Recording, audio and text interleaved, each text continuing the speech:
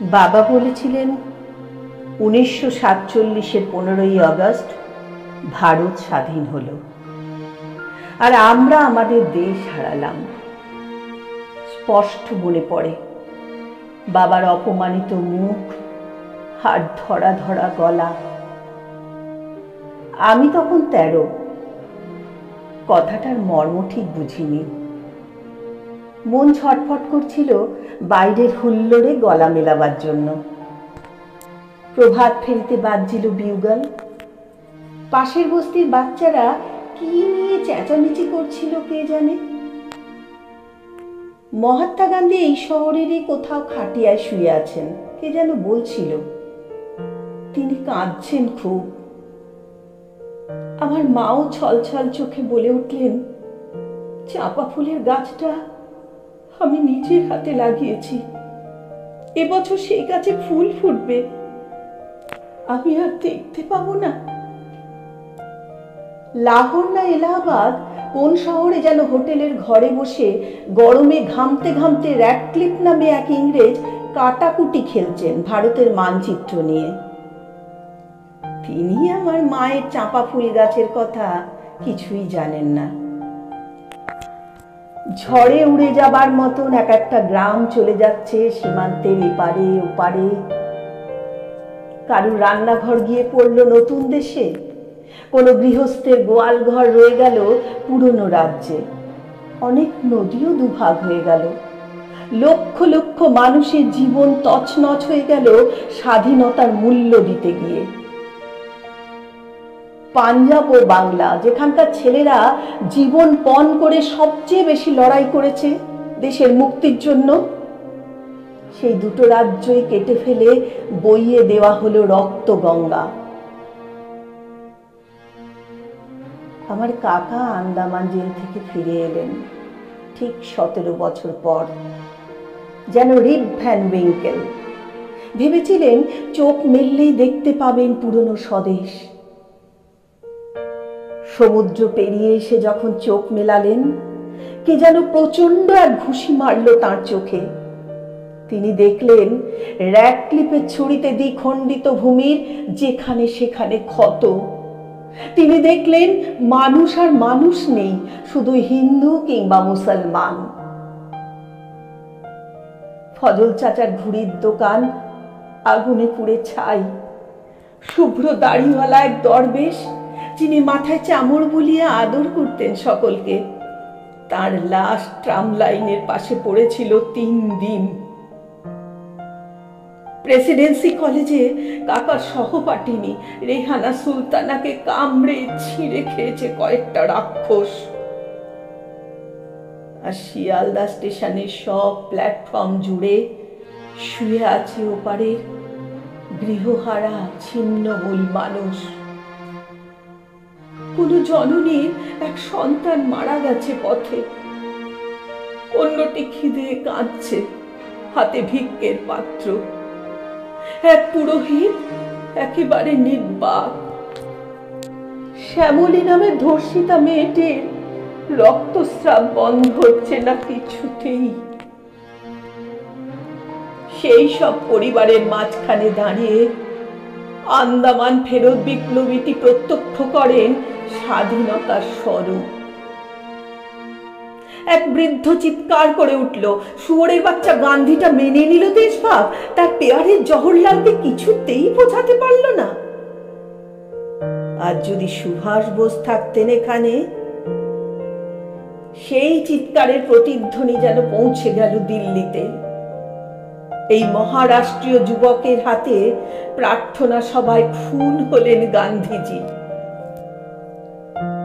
17 বছর আগে আমার কাকা ছিলেন এক বলিষ্ঠ ডাকাবুকো যুবক।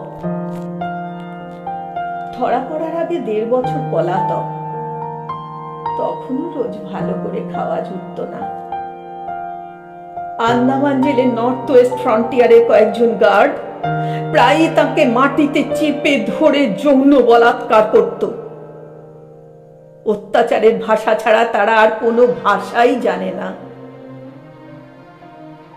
কাকা যখন ফিরে এলেন, তখন সেই সুপুরুষটিকে আর চেনা যায় না,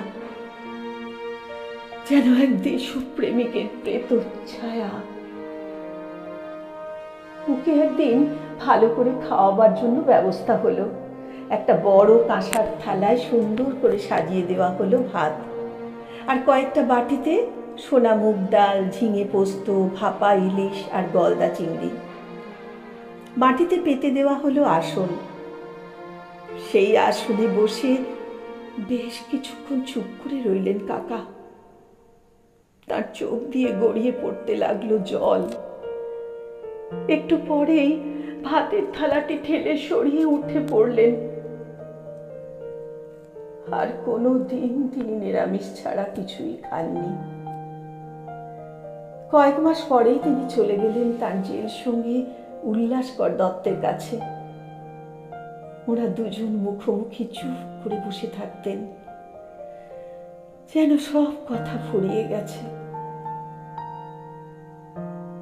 জন্ম থেকেই স্বাধীনতা নামে শিশুটি বিকলাঙ্গ, তবু তাকে বাঁচিয়ে রাখার চেষ্টা হয়েছে অনেক যত্নে। তার গায়ে বারবার বদলে বদলে যে জামাটি পরানো হয়েছে তার নাম গণতন্ত্র।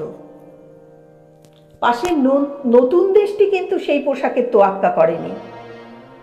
বারবার খুনোখুনি ও সামরিক শাসনে তা রক্তাক্ত পরিত্যক্ত হয়েছে। তারপর তো এক সময় ভেঙে দুটুকরোই হয়ে গেল। এই পুরনো দেশটা কিন্তু ভাঙল না, যদিও সীমান্তে ও পাহাড়ে মাঝে মাঝে বন্দুক গর্জায়, মাথার কাছে কাশ্মীর নিয়ে লাগাতার মাথা ব্যথা, তবু ভাঙল না। অনেক ফুটো ফাটা ও তাপ্পি মারা হলেও সেই আলখাল্লাটাও গায়ে ঠিকই জড়ানো আছে। মানুষের বয়স আর দেশের বয়স তো এক নয়। 60 বছরেও এ দেশ সবেমাত্র কৈশোরে পা দিয়েছে। হাত পাগুলো ঠিকঠাক হয়েছে, কথা ফুটেছে মুখে, খেলাধুলো খুব একটা পারে না, কিন্তু গান টান গায়ে বেশ।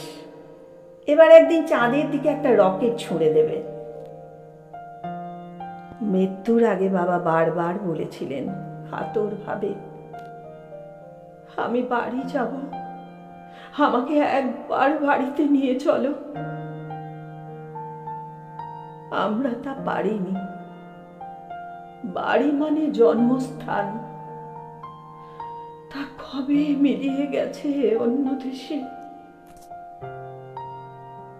বাবা শেষ পর্যন্ত এদেশকে নিজের দেশ বলে ভাবতে পারেননি।